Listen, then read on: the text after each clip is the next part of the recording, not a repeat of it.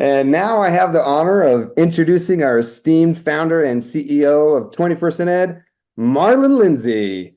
Marlon Lindsay is a Jamaican-born business leader with and writer dedicated to empowering young people to achieve their full potential.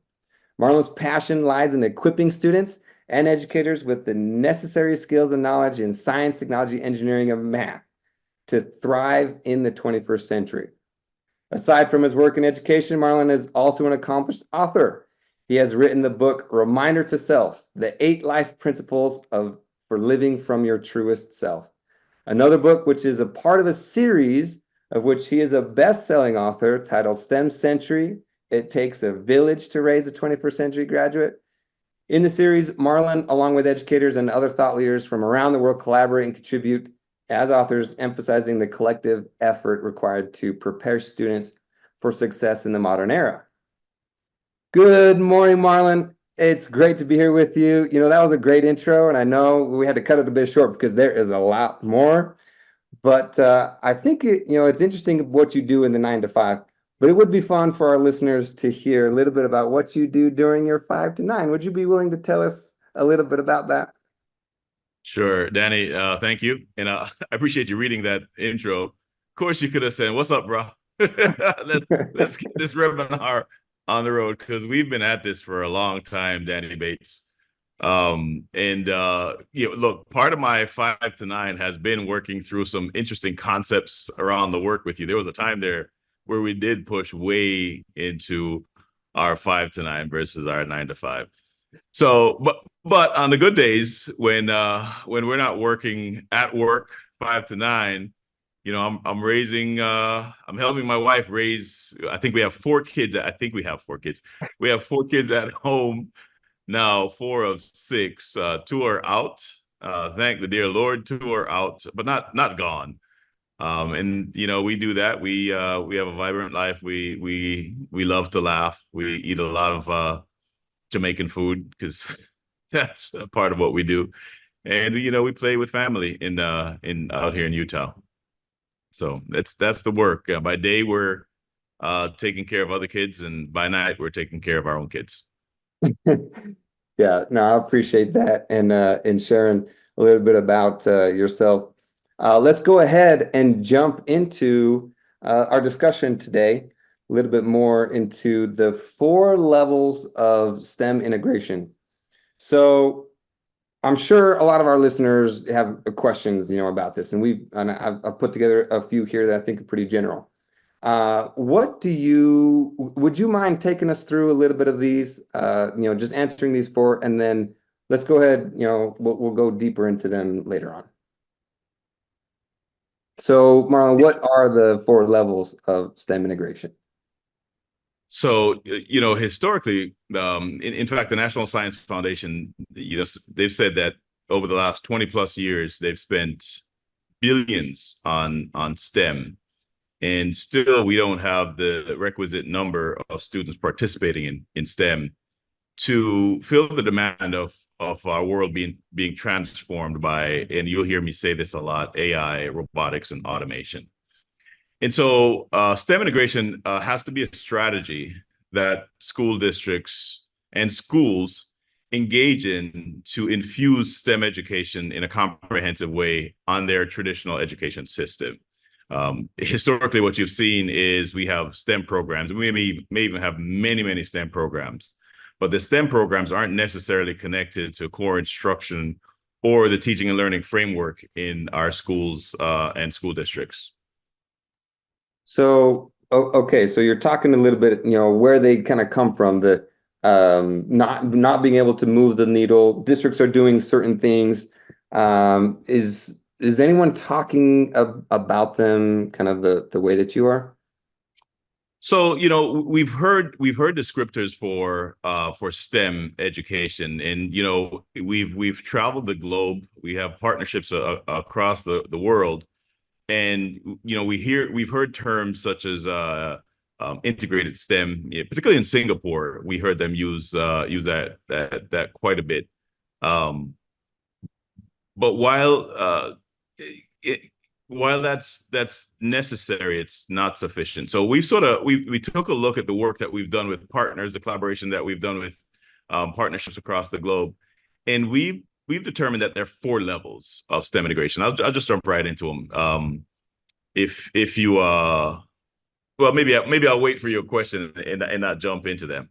But there are about 4 levels of STEM that we find that a school system will fall in. Right. So this is where they are based on the work around STEM that they're doing. And from Okay. these levels, they can make decisions based on where they are and what they know about these levels. Okay, all right. And so we'll go into each level here in just a little bit. So if we're kind of going into like the important, then what is it that what's the action step? You're saying if we understand where a district or where school systems are, where they are in their STEM education system, then the action might be then to, what can we get to be, at the highest level, which we'll go in. But what would be the step then after understanding where they are? So one of the first things we advise our district our partners, whether they're in a school or a school district, or even here in Jamaica, where we are really working on a STEM integration plan. The first thing that a system needs to look at is what's their STEM integration strategy, and if they don't have one, they need to create a STEM integration strategy. What that is, it causes them to pause and step back and look at how they're offering STEM. And for a lot of folks, they're offering a STEM program, albeit a very sophisticated program, such as their robotics club that they do. They may have a strong coding program, a strong programming opportunity for their children. But while that's necessary to have these discrete experiences, it's not sufficient to transform the system into a comprehensive STEM integrated system, is how we think about it. Okay. So, yeah, essentially kind of seeing where they are, seeing what, how they're offering it, what could they be doing more? And it seems like, in today's world, there's going to be new things, constantly that they could add. But ultimately we want to get to a comprehensive, as you talked about. So let's go ahead and, yeah, let's go through each of these. Could you talk us, you mentioned robotics programs. Tell us a little bit more about what this level here is. So the discrete STEM level is when a school system is doing some STEM. They, again, may be doing a coding program, a robotics program. First robotics, and that movement is very, very strong. We find a lot of schools that are doing some really cool things, but not all their students are necessarily exposed to STEM, and their teachers aren't being supported in STEM strategies, and they're not necessarily being tied back to core instruction. So it's this discrete experience of STEM, and they're not necessarily either in a systemic or a connected way. Okay. And go ahead and talk to us about and and Danny, I'll say that is probably, we'll say 80 to 90% of all school systems right now are doing some STEM, but they're mostly falling, in that discrete STEM level. Even if their STEM programs are very sophisticated, it's, how are they tying back to which is the next level, being integrated into the work that they're doing. So the next level is integrated STEM. And there is a more deliberate effort to connect teaching and learning back to STEM. So the STEM experiences that they're having, for example, may tie back to core instruction. There may be an effort to provide STEM to all of their students and versus some who you'll find at the discrete level. And there may or may not be some professional development involved in there. But there's a concerted effort to integrate STEM into their teaching and learning framework. So there's a few more contextual additions to to where the learners are, what's happening in STEM. Yeah, there's a deliberateness to approaching a strategy around STEM, not just, hey, we need to do more STEM for our kids. And again, not a concerted effort to do a lot more STEM for all of their kids. All of their kids. Okay, so there's more. Yeah. Okay, talk to us through about immersive. So immersive is where a school is really immersed in STEM, as the name would imply. The teaching and learning framework reflects STEM in terms of how the STEM experiences that a student may have ties back to core instruction. There's professional development around that. There is a strategy that is afoot. And if you ask teachers, students, administrators about STEM, they should be able to articulate what the school is doing, what the school has planned, and what they're executing for STEM. So it truly is this great experience. And this is where you typically find a STEM will a system will identify itself as a STEM school, a STEM district, or in many cases, well, I'll stop there because we're gonna get into the next level. But a school will identify itself as a STEM system, and you'll see them applying to states to satisfy the state standards to become a STEM system, and so that is typically what the epitome of STEM is. But we believe that there's one more level. Right. It also seems like in this immersive, there's more engagement with parents, right? And a little bit, parent student. You mentioned the professional development, right? But it's all part of a broader strategy.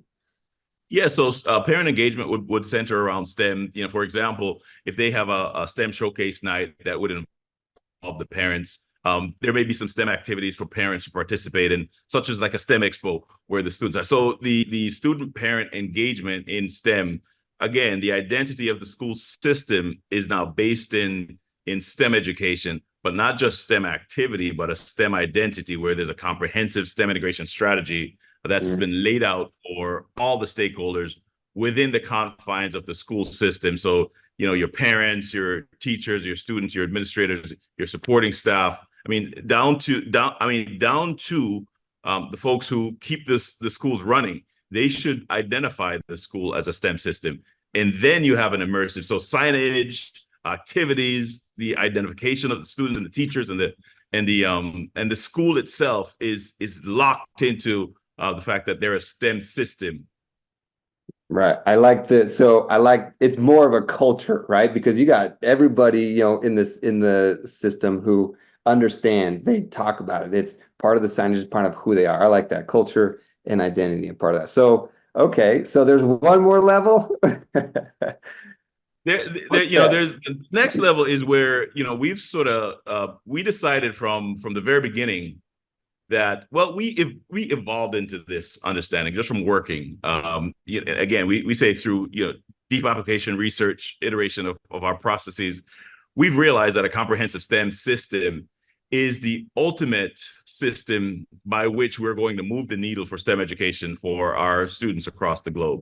And so comprehensive STEM, for us, it's about thinking about the context of STEM and identifying the urgency of STEM. So we like to imagine this as a three-legged stool, if you will, right? So the seat of the stool is called comprehensive STEM. That support structure underneath this stool, where that sponge, that soft part sits on, we call that context.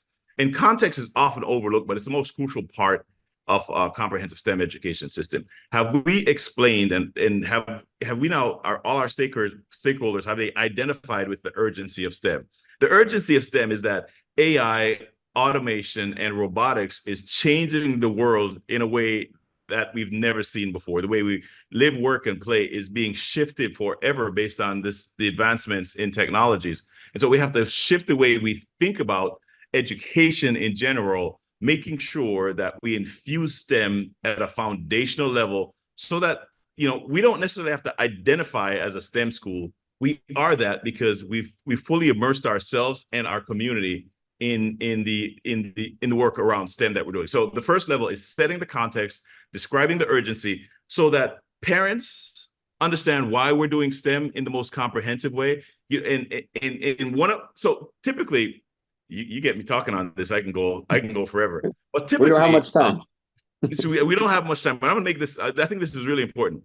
So we may try as we might to assure a student, which we believe that if we if we do our work well as school systems and supporters of school systems such as 21st Ed, we should have four primary outcomes for our students, right? 100% of our students should be ready for work, right?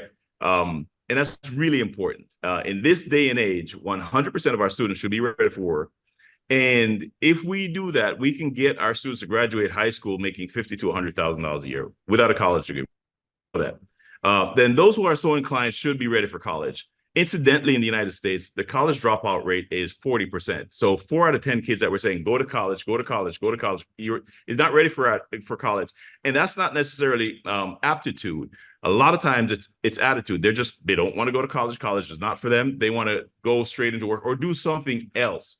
And so because we didn't prepare them for work, they're struggling. They drop out, they're struggling, and we can change that. If we send the kids who want to go to college, then we'll have closer to 100% graduation rate in college. So kids who want to go to college should be ready for college. Kids should be ready for entrepreneurship, right?